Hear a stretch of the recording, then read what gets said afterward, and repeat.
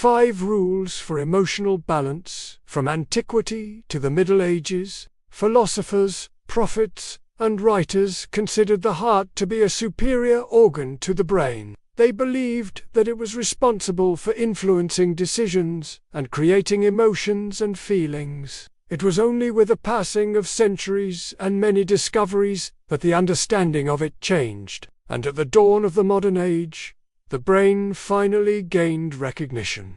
It was only with the passing of centuries and many discoveries that the understanding of it changed, and at the dawn of the modern age, the brain finally gained recognition. Today, scientific understanding, demonstrated in many academic works, is that the 2 organs work together. The brain influences the heart, and the heart, despite not being the center of thought, sends stimuli to the brain, exerting great influence on it. Our body works in a coordinated manner. One organ depends on the other. To give you an idea, cardiovascular health directly influences the development of Alzheimer's, stroke, anxiety disorders, and depression. Tips for a good relationship and mind-heart balance. When you are angry, it is recommended not to respond immediately, as anger can cloud judgment and lead to impulsive and potentially harmful reactions.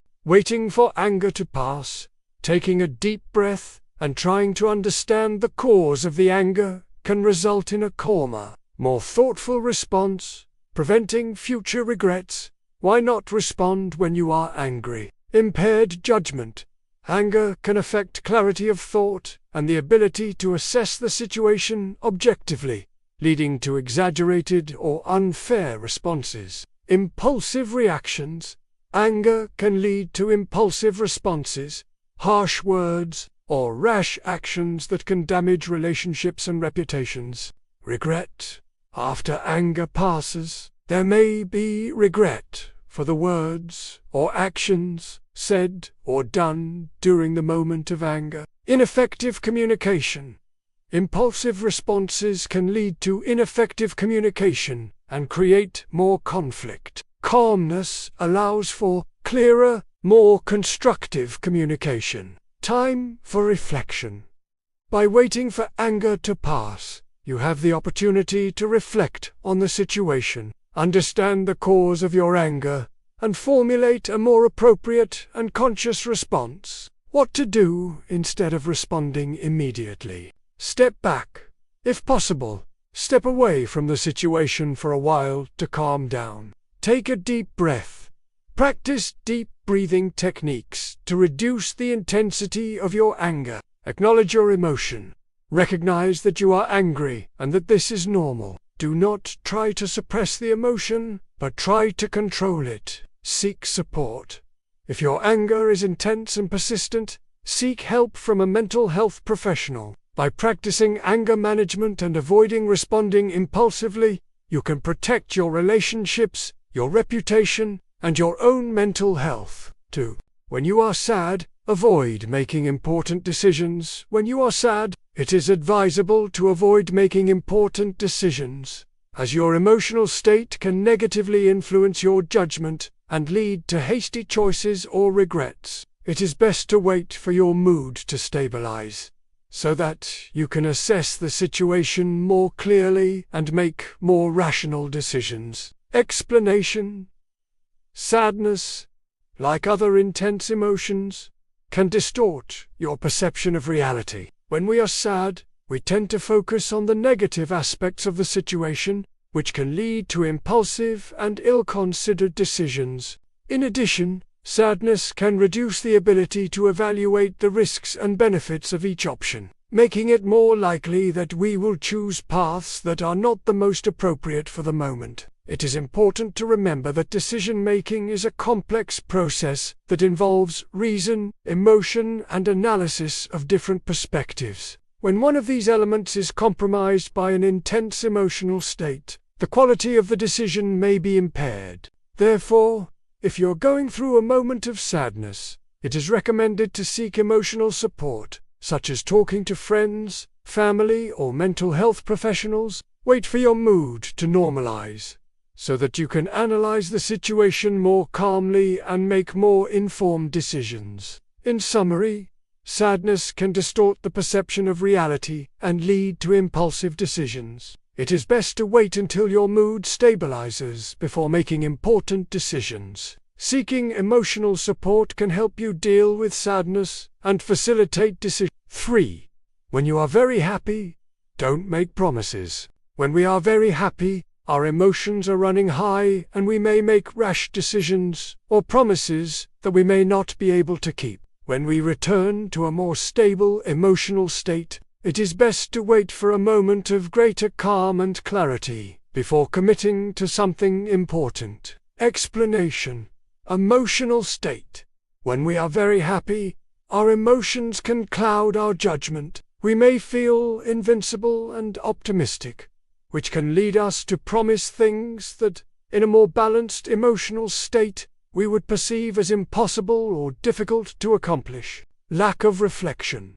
In moments of great joy, we often do not carefully reflect on the implications of our promises. We do not consider all the factors involved and the possible consequences of our commitments. Regret. Making promises under the influence of strong emotions can lead to regret later when we return to a more neutral emotional state. Regret can lead to frustration, disappointment, and even damage relationships. Rule of wisdom. It is a rule of popular wisdom to avoid making important decisions or significant promises when we are under the influence of strong emotions, be it happiness, anger, or sadness. In short, the phrase "do unmake promises when you are very happy" reminds us of the importance of carefully considering before committing to something, especially when we are in an intense emotional state. 4. When you are in trouble, don't look for someone to blame. Looking for someone to blame for the situation does not solve the problem. It may give you the false feeling that you are not part of the problem. But the problem will still exist, will significantly impact you, and will make people so apprehensive that they will hide important information about the case. Furthermore, no one likes to be blamed for a mistake in a process, which will make people hide their facts more and more. Therefore, the focus should be on finding improvements and solutions, and not on penalizing people for the mistakes they made. When we blame someone or ourselves for what happens, we focus on our negative emotions and attitudes. We are overcome by anger and frustration. We feel sad or resentful, and we don't move forward. In short, we are unhappy. However, if we overcome these negative emotions and move forward, we will realize that instead of looking for someone to blame, there is something much more useful: taking steps to help us change the situation. If we look for solutions, we send ourselves a message that if something goes wrong, we can try to fix it and work to resolve the situation. 5. When you are tired, don't give up. The message "when you are tired, don't give up" means that, even when you are tired, it is important not to give up on your goals. Instead of giving up, the message suggests that you learn to rest and recharge your batteries, so that you can resume your journey with greater vigor. Explain. Fatigue is a natural response of the body to effort, whether physical or mental. However, the message reminds us that fatigue should not be a reason to abandon what we set out to do. Instead of giving up, the message encourages us to rest, take some time to relax, recover energy, and, thus, return to the activity with more energy. Reevaluate the situation. If fatigue is persistent, it may be useful to analyze whether the strategy adopted is the most appropriate, or whether it is necessary to adjust the pace of work or study. Seek support. Talking to friends, family, or professionals can help to deal with fatigue and find solutions to the challenges faced. In summary, the message, "When you are tired, don't give up," reminds us of the importance of persevering, but also of taking care of our physical and mental health. seeking a balance between effort and rest. Leave your thumbs up to receive new messages. To maintain the balance between mind and heart, it is crucial to practice self-knowledge, seek moments of pause, connect with nature, control the use of technology, and maintain healthy relationships. These actions help reduce stress, promote emotional well-being, and strengthen the ability to make more conscious and balanced decisions. 5 tips to balance mind and heart. 1. Develop self-awareness. Take time to reflect on your emotions, values, and goals. This allows you to identify patterns of thought and behavior that may be harming your balance. Self-awareness is essential to making decisions aligned with your values and needs. 2. Take breaks. Integrate moments of leisure and relaxation into your routine to avoid the accumulation of stress and mental overload. The brain and body need rest to function optimally. 3. Connect with nature. Seek out outdoor activities, such as hiking, walking in the park. 4. Control your use of technology. Excessive screen time can harm your sleep, concentration, and increase stress. Set limits on the use of electronic devices and prioritize other activities that promote well-being. 5. Cultivate healthy relationships.